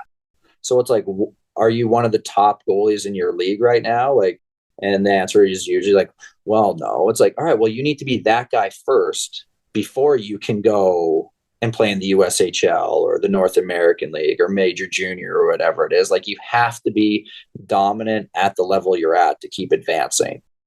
Where I think people just think it's just going to automatically happen and happens. Like, no, that pyramid gets tougher and tougher each step and each rung you go up. Well, and I look at your career at Colorado College, at least, and I know that statistics are, goaltending is never exists in a vacuum. Stats are not always the full story, but from a save percentage standpoint, it looked like it kept building the 4 years there, into the ECHL building, yeah. American Hockey League building. You get to the NHL, you get into the one game. I got to ask what the memories are because it's in Montreal. Yeah, I mean, it was a crazy experience. I wasn't really expecting it. And we got off to a slow start in that game. And I think it was 2-0 after the first. So I was kind of like, okay, like see what happens a little bit. You never know. And then they scored right away again. I was like, oh, all right. Now I'm kind of like perking up a little bit because it's like 3-0. I was like, they get another one. Maybe something happens, right? And sure enough, they get that fourth one right away. And just, yeah. I was sitting in the tunnel because you're not even sitting on the bench. And Tortorella, he is like the head coach at the time. He just like points at me and then points at the net. And I looked at our equipment manager who I had in Hartford the year before. We kind of looked at each other and he just like goes running into the locker room to grab my stuff. And yeah, that was it. And honestly, it was probably a pretty good way to have it happen because you're not even really thinking at that point. Like there's no pressure really on me. It's just like, hey, go in, do your thing. I was probably the happiest person in a 6-0 loss you could be, but yeah, it's just a combination of everything, whether you're there for like 1,000 games, one game, whatever it is, like you work your whole life to get to that spot. So yeah, I have no regrets about how anything really played out. Well, I was going to ask you because you get to that spot, you get that opportunity, and then the next year, by the looks of it, you make a decision to go overseas for the Final Five. Walk me through that process. Yeah, so my last year, like in all honesty, wasn't great. Like I didn't have a good year.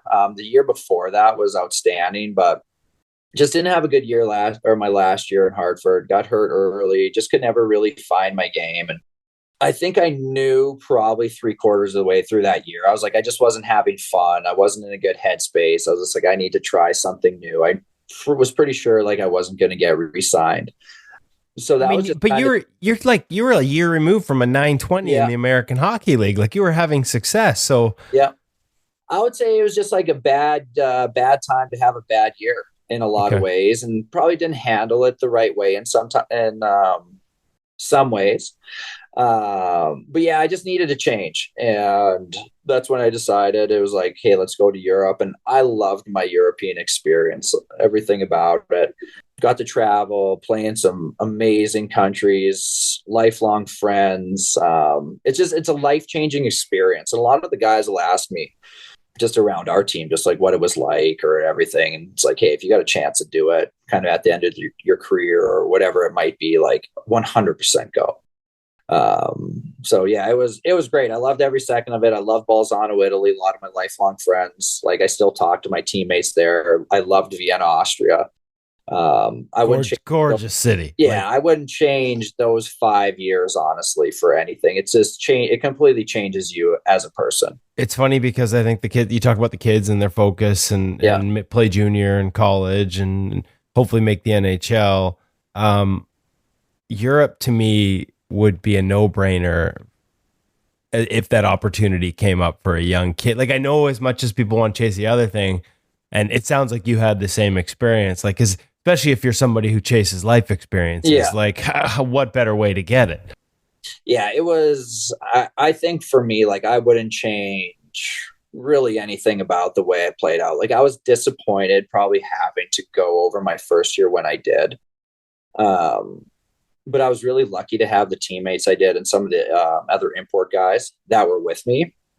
Because I think it is more of a mindset thing, right? Like you've been working your whole life. You're trying to make the NHL.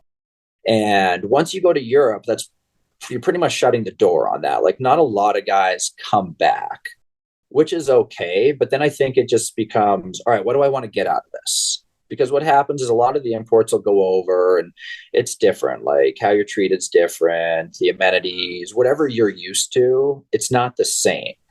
Where I was, no one really spoke English. So you have to learn to navigate that. But I think if you're just like really like okay with like having an open mind about things and understanding and like, hey, this is going to be an awesome experience. I'm going to dive right in. Like all my good friends, like I spend more time with the locals in Italy than probably the import guys. Like we had the best time, the best time there. My last year, because we just like there was myself and like two other imports. We just like jumped right in with all the local guys. Like, where are we going? What are we doing? Like, jump into the culture completely. And I think if you're willing to do that, you're just going to have an amazing life experience that will literally change you as a person for the rest of your life. Is there a lesson there from a goaltending perspective in terms of jumping into off the ice is different, but jumping into the culture of a team when you're somewhere new? Yeah, I think so. I think the biggest thing, like when I got there, is I wanted the guys to know, like I was very appreciative of the opportunity, and I wasn't just like some North American guy who was going to come over and treat it as like glorified beer league or rec league. Like I was going to take it serious, and I was going to be a good teammate, and I was going to care about winning. And I think the guys really appreciated that. And for me, I always said, okay, like I'm not going to be in the NHL anymore, but like if I'm going to go to Europe, like I'm going to be the Henrik Lundqvist of the Italian Hockey League, or I'm going to be the Henrik Lundqvist of the Austrian League. And yeah, it was great. I mean, we won a championship in Italy my second year. We made it to 2 finals in Vienna. Yeah, it was great. I loved it. Awesome. You mentioned Hank. I got to ask, because it was that one game. I don't know how much you were around him in the organization at training camps, but when we talk about mindsets and approaches, his was intense and focused as I think anyone. Guys that have played with him, whether it's Alex, all different guys over the years we've had on the show, talk about that intensity. Do you get to experience that firsthand many times? So I got to back him up. I think it was maybe 8 games, but then at training camp and stuff like that. And you could see it right away. It was like, there was him and then there was the rest of us. Like he was the one guy that I probably played with or was around a little bit where I was like, oh yeah, like that guy is completely different. Then there was everybody else. Like there's no way we're taking that guy's spot. Were there things you could take away from his approach, though, that you could pull in or maybe even still reference as a coach? It was just probably his mindset with it, where he just like went about his business in such a professional manner, and like he competed on every puck, and he was impossible to score on even in practice. You could just see like he hated getting scored on. And I think the biggest thing was the standard he held himself to was so high that no matter how he practiced or if he was hard on his teammates, he could be, because he was bringing it himself and he cared so much.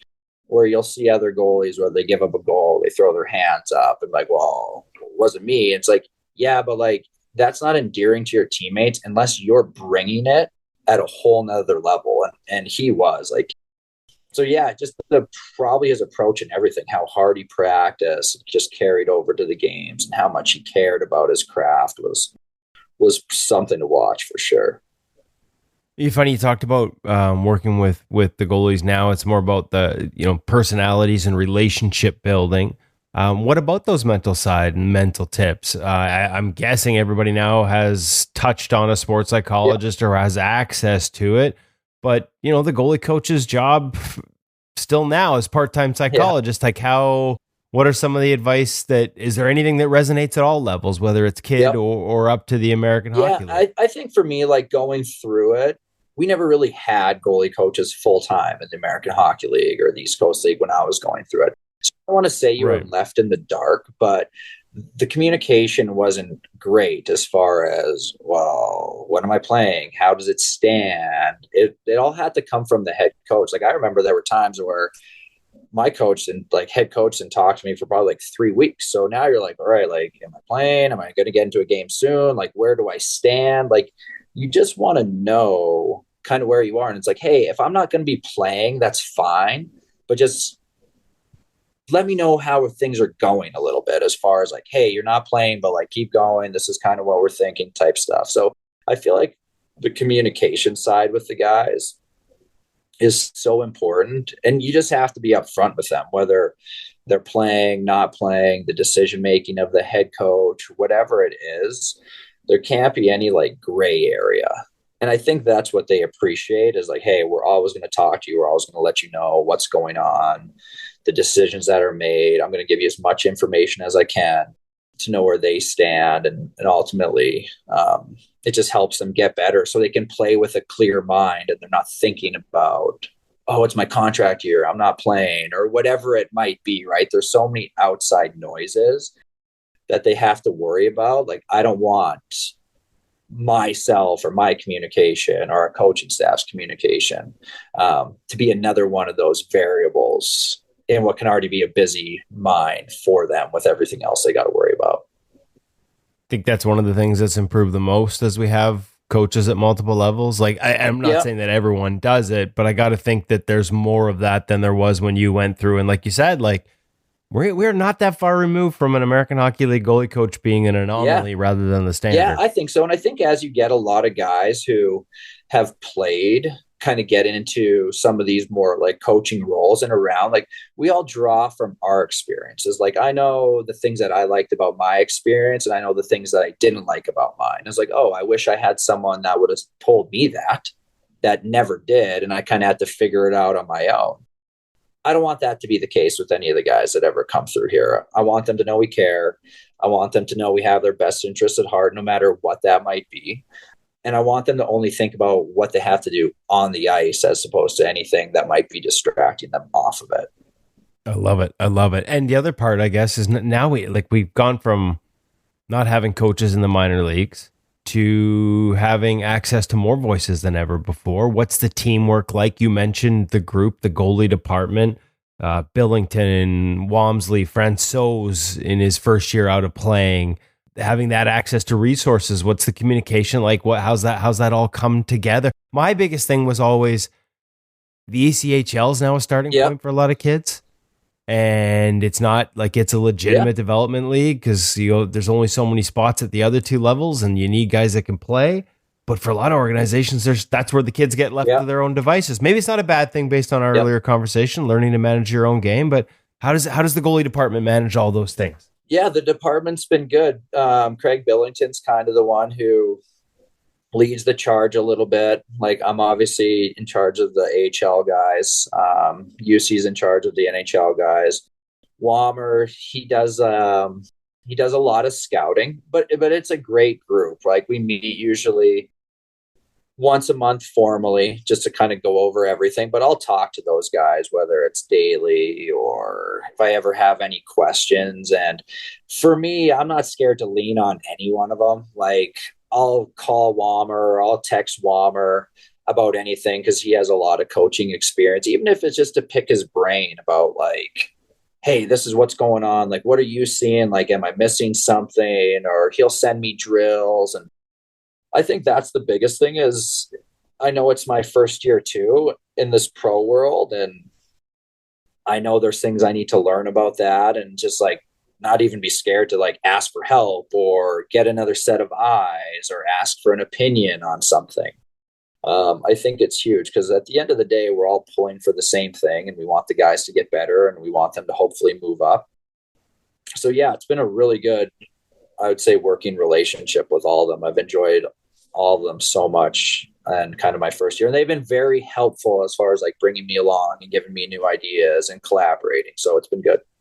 I love that it's a diverse group too. You've got UC with the Finnish background. You've got Francouz. You've got Wammer up here in Canada. Your home country. Like, I love that there's different voices and that the organization's embraced I was a big fan of the fact that they're the first ones to sort of hire at least a Finnish goalie coach who'd never played. Like we'd had a few guys that played and got opportunities, but from that pure coaching standpoint, I love that. Yeah, and he's been awesome. He's obviously been with the organization a long time, but myself living in Denver, like if I want to go and like just spend a day with him, he's like, yep, come spend a day with me. We'll run practice. We'll do video, come watch the games, whatever you need to do. So he's been great as far as like my growth as a coach. It's just been a very, I would say, outgoing group as far as like, hey, you need help, like let's help you out, whatever it might be. So it's been great. Haven't been left on an island like maybe you were as a young goalie at some times. Yeah, no, it's been a very good collaboration, I would say, with everyone. I think everyone's pulling for the same thing. The communication's been awesome. Everyone's been more than willing to help, which is the way I think it should be. It shouldn't be anything other than that. So it's been very encouraging, I would say, for me and like how I like to do things, my personality. This has been a really good fit with everyone. Okay, last one. As we record this, we're a couple days out from the end of the Four Nations. So grew up in Yorkton, but you're pretty well established in America now. Where are the lines and the divides from a cheering standpoint as you head into a Canada-US final? And I'd be very curious, to get your thoughts on where both countries are from. There's a lot of focus on the development paths and the different backgrounds there. Well, I will say I'm kind of in a unique spot now. I am a dual citizen, so either way I could go, but you just got to approach it as you can't lose. Exactly. That's the way I'm probably still rooting for Canada and more of this, just because like growing up in Canada and whatnot, it's just, that's always going to be home. So I'll always be partial to that. But it's going to be some great hockey as far as like the goaltending goes. Canada's probably, just from the chatter, right, a little more of a question mark as far as like what's going to happen, who's going to step up, and looks like Binner is going to be their guy. Hellebuck. He's just solid back there, so you can't say much about him, but it should be an interesting last game. What, from a development standpoint, what have you seen? Because we've done a lot on this. We've had Steve Thompson on from their development program. I spent time in the POE along. It feels like it wasn't that long ago, but it was a while ago now with Hockey Canada, and I've seen that program firsthand. Like, what do you see when you compare the two? I know most of your sort of coaching side has been stateside, but with all the focus on it, and not necessarily fair. We were talking off beforehand, like here we are in Canada and Binnington's getting absolutely hammered despite coming off a win. And I'm like, how are you ever going to get parents to want their kids to play goalie if they see that's the ultimate? Yeah, I think it's a tough situation because I think a lot of parents, right, they like hockey's expensive in general. And then you throw in the goalie position, which would be a little bit more expensive. But then there's also the stigma around the position. Like it's a hard position to play. There's no doubt about it. And one of the approaches we always take with the parents is, okay, but there's no better position that's going to set you up for life after playing. Like the life skills you're going to learn from being a goalie transfer in anything you're going to do outside of the game. Like the chances of you playing in the NHL are pretty slim, but you will be going out and doing other things after whatever job you get. So from goalies, you got this unique skill set where it's like you have to be a self-starter. You have to be able to work from a team, but also take care of your own stuff because you are kind of on an island. You have to be there for other people and make sure you're doing your job and prepared. So we try to take like more of like this bigger picture approach. So it's like, yeah, we know it's going to be hard, but like embrace that side of it because the skill set you're going to learn from doing this position, whether it's just like learning about yourself, the highs and lows, like it's going to directly translate to anything you're doing next. Like I know for me, I always view myself as an entrepreneur and everyone always is like, well, weren't you scared like starting your own business? I was like, no, absolutely not. Because every day I had to walk out of that tunnel knowing like I didn't know what's going to happen. I had no control over what my team was going to do, what was going to come at me. I just had to accept it and roll with the punches. So like this was actually, I don't want to say it was easy, but like I knew how to handle stuff like that. So when it became to take a chance on myself, I'd already been doing it for 30 some years.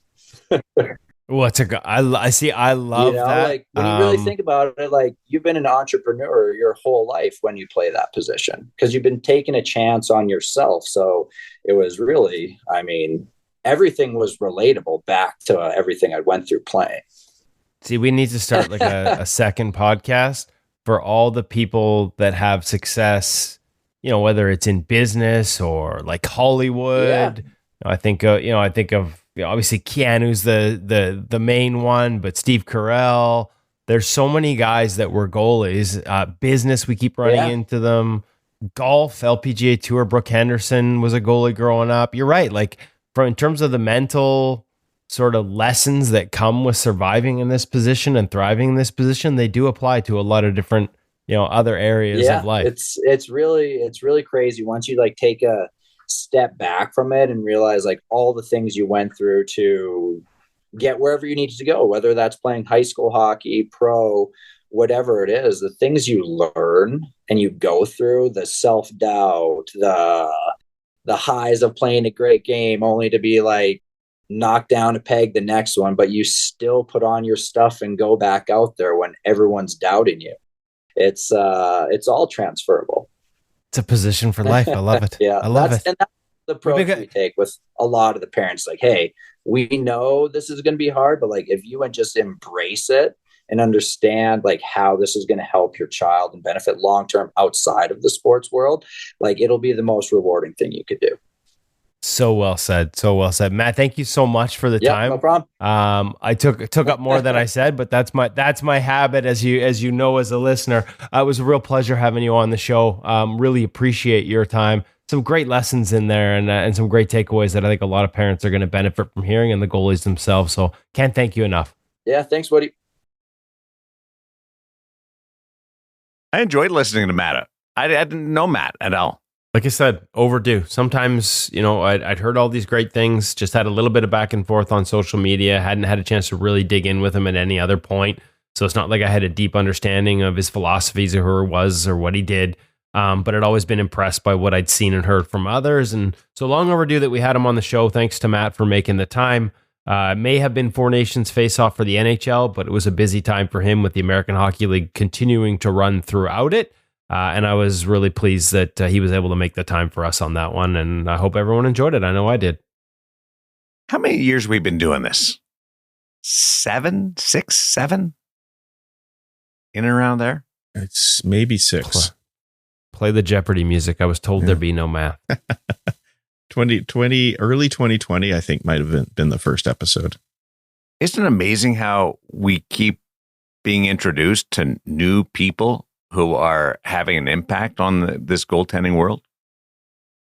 Yeah, it is, continues. And it is amazing. And a good reminder, obviously we want to bring NHL voices, and we try to talk to NHL goalies as often as we can. But so many of our great conversations these last couple of weeks with Matt and Mackenzie Skapski, and into college, I need to get into the college levels more and minor hockey. And there's so many great goalie coaches out there that we will continue to strive to find more of them to have these conversations with there. Do you know a great way to find goalie coaches? Well, it's not available yet. It won't be coming out until March the 15th, but InGoal magazine will be featuring the most comprehensive list of goaltending coaches from around at least North America, although you're welcome if you're elsewhere. The InGoal magazine directory will be coming out in both a very highly polished PDF format that will be a flip book on our site, just like a magazine, just like the old days of InGoal. And there's also a searchable online directory. So maybe you'd like to go vacation in a beautiful spot like Colorado. So you type in Colorado to the directory and Matt Zaba's name will come up as working for a goalie school in Colorado. And you could learn a little bit more about how you could tailor your vacation around that. Or perhaps you'd like to go work with Steve Thompson up in Alaska this summer. What a spectacular place to go to a camp. You'll find him in the directory as well.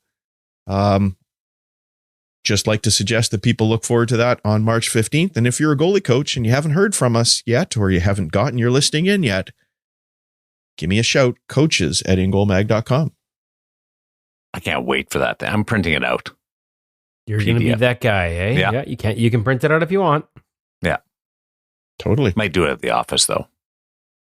Yeah, it's going to be a little bit of inkjet burned on that one because we've got a high-end graphic designer making this thing look pretty. Really? Oh, yeah. We don't mess around with this stuff. It's one of the great lines I've heard from you. We don't mess around with this stuff.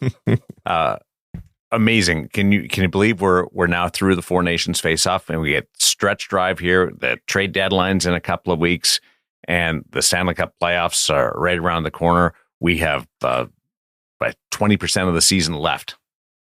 That's crazy. New contracts being handed out. That is crazy. Deadline. Any goalie's going to move. So much that we have to talk about next week and the next couple of weeks and into the stretch drive. Looking forward to it.